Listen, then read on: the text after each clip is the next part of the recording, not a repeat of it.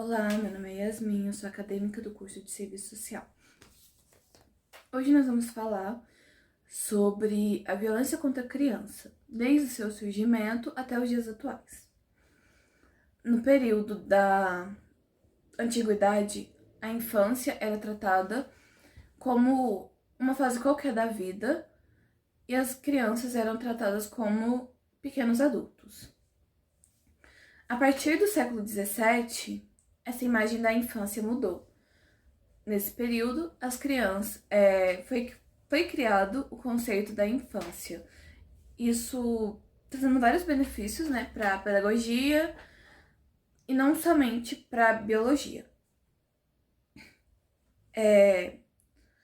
Com esse conceito, passou a se pensar a infância como um período de ingenuidade, fragilidade e de aprendizagem do ser humano.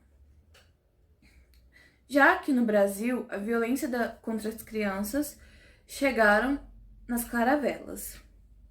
Antes disso, os povos indígenas sempre tiveram um respeito por essa fase do ser humano. Junto com os portugueses e os escravizados, as crianças escravizadas também eram objetificadas, abusadas e violentadas. Com o passar do tempo, esse tipo de violência e de escravização mesmo da criança foi mudando. Depois da escravidão, que foi um período que as crianças sofreram bastante, as crianças que eram trazidas da Europa, junto com suas famílias, elas também eram submetidas a trabalhar em lavouras e com a industrialização nas indústrias. As crianças, elas faziam parte da renda, elas contribuíam com a renda das famílias. Por isso era necessário que os filhos trabalhassem desde cedo. Além deles terem que trabalhar e terem que se dedicar ao serviço, ao invés de dedicar seu tempo para aprender, estudar e brincar, as crianças, elas também tinham que cuidar dos seus irmãos mais novos e às vezes sofriam violência por simplesmente não saber fazer direito algo que nunca as foi ensinado. O Estatuto da Criança e do Adolescente foi criado nos anos 90, pela lei, e ele foi estabelecido, o ECA, pela lei 80.691. Ela foi promulgada dia 13 de julho, dando origem à comemoração da data. As crianças, durante a ditadura, elas eram submetidas a torturas, porque seus pais eram guerrilheiros ou eram algum tipo de opositor a essa forma de governo. E isso também juntava com a desumanização do menor. Temos casos como o de Araceli, que até hoje os culpados não foram presos, e foi um caso de extrema violência contra uma criança. Temos também diversos casos, como o de Evandro, João Hélio, Isabela Nardoni, Lucília, Miguel e tantas outras que estampam nossos noticiários hoje em dia. Além, é claro, das crianças que sofrem violência policial constantemente, principalmente nas favelas e nas regiões periféricas, sendo vítimas de bala perdida e às vezes sendo confundidas até com bandido ou com algum tipo de ameaça à sociedade. Hoje em dia temos diversas campanhas e ONGs que apoiam, além de instituições do governo, que apoia a criança e o adolescente para que consiga cumprir os direitos humanos e também as leis do Brasil e o Estatuto da Criança e do Adolescente. O nosso vídeo é principalmente para trazer conhecimento sobre as áreas que podemos correr quando temos uma criança sofrendo algum tipo de violência, mas também é um vídeo para conscientização de que talvez uma criança perto de você esteja sofrendo violência. Olá, sou Ketiane Soares, estou cursando o segundo período de assistente social. Neste momento, iremos apresentar a entrevista realizada com Valquíria, a assistente social, e o psicólogo Victor. Relatam como se apresenta a violência infantil na sociedade e como cada profissional lida com as questões apresentadas. Relatos que se convergem, mesmo sendo observados por profissionais de outras áreas. Assim, começamos nossa entrevista com a assistente social da UFTM, Valquíria, que, por videochamada, nos respondeu as seguintes questões. Qual o papel do assistente social no combate à violência infantil? Então, assim, quando a gente fala de violência infantil, e em Uberaba a gente tem esses fluxos, que é o quê?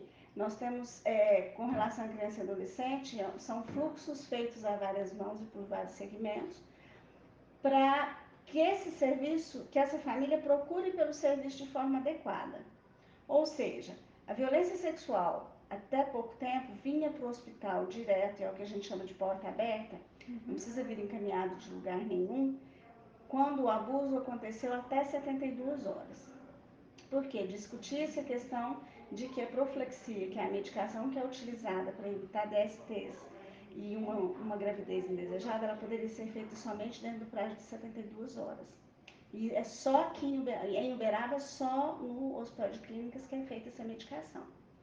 Então, vem para cá, hoje, só que hoje não é mais até 72 horas, isso mudou tem mais ou menos uns 2 meses, se tiver isso. A partir de uma pactuação que o hospital fez e dos entendimentos, né, da equipe médica, até 10 dias essa profilaxia pode ser feita. Então, até 10 dias do fato, a gente chama de evento, vem encaminhado direto para cá, é porta aberta. Minha filha me conta na escola que sofreu algum tipo de abuso lá, ou conta, né, que aí em casa tem um amigo de uma família que tentou alguma coisa com ela dentro desse prazo de 10 dias, aqui é porta aberta para receber esse tipo de atendimento.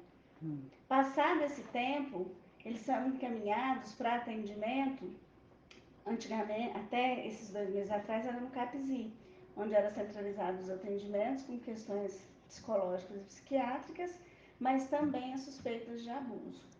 Hoje não mais, uma equipe de lá foi direcionada para, funciona ali onde é o CAIS, né? Hoje ele tem um nome que chama Nevas, tá escrito aqui, depois vocês vão acompanhar, Núcleo Especializado no Atendimento à Vítima de Agressão Sexual.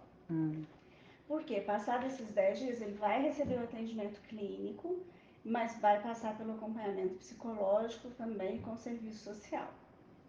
Aqui no hospital, chegou, vai ser atendido pela equipe, né? Então, assim, o que né, porque aqui a gente tem uma autonomia que eu chamo de autonomia relativa. Eu só ouço para entender quando que aconteceu o fato. Aconteceu que dia, né? Se é uma criança muito pequena, que não sabe verbalizar, e se essa criança já contou em algum lugar, é muito comum a gente receber demanda do hospital da criança. Como as pessoas não sabem para onde ir, vão para lá são ouvidas e vêm para cá. Então já vem com um relato. Isso inviabiliza que a gente precise falar com essa criança de novo, para que ela não fique contando a mesma coisa. Então eu só questiono do adulto. Aconteceu quando? Para que eu acione a equipe. Tá? A equipe médica a gente atende junto. Psicólogo nós temos só no horário comercial, então quando acontece alguma situação à noite, o atendimento é feito pelo serviço social e equipe médica. Então até 10 dias é aqui, porta aberta ou por encaminhamento, né? Não tem necessidade de encaminhamento, e fora isso vai acompanhado lá para o Nevas agora. Vai para o Nevas. E quando a gente fala de violência infantil, eu entendo que vocês estão falando de todas elas, que inclui, por exemplo, um espancamento. O espancamento necessariamente vem para cá? Não. Vai para o hospital da criança, a UPIM agora também pode atender, vai vir para cá quando necessitar de alguma coisa que lá o serviço não tenha. tem uma fratura que o hospital não tem como dar segmento, dar atendimento. Aí eles vão direcionar aqui para nós, para atendimento. E no caso sexual seria já direcionada... A sexual é para cá. O ideal é, chegou lá, falou que se trata de uma suspeita de abuso, que a equipe de lá nem avalie, Ele já transfere, de lá, para não necessitar ouvir a criança ou ouvir o adulto, para que ele não precisa contar a mesma coisa. A mesma coisa, Né, que é o que a gente tenta evitar. Ainda é um trabalho, assim, cotidiano. Quais são os principais desafios enfrentados ao lidar com as famílias afetadas pela violência infantil? E aí a gente precisa compreender de que violência a gente está falando, né? Se é da violência física, se é da violência sexual, porque não que cada violência vai depender de um tipo de atendimento e de um tipo de serviço. Né? Lembrando que o assistente social ele vai fazer parte sempre de uma equipe que vai receber essa criança ou esse adolescente. Ele não é o único profissional que vai prestar esse atendimento. Tá? E o ideal é que esse atendimento aconteça em equipe no mesmo momento, para que a criança não seja revitimizada. O que é isso?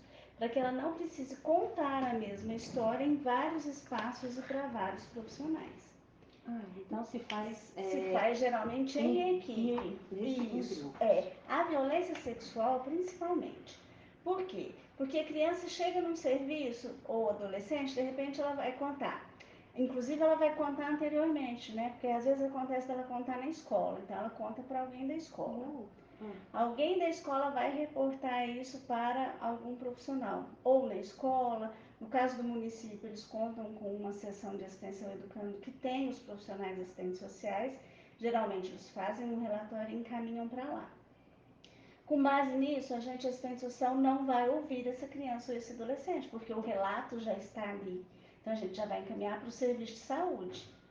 Né? Hoje em Uberaba, a gente tem alguns fluxos de atendimento para a questão de violência infantil, violência com criança e adolescente.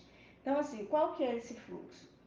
Até 10 dias da violência, que a gente chama de violência sexual, abuso sexual, né, que não está focada somente na questão da penetração, não é só a penetração que é considerada abuso nem violência sexual. Então tem outros meios? Sim, o fato de você expor uma criança a imagens, fotografias, né, de cunho sexual, a questão de você se comunicar com uma criança de forma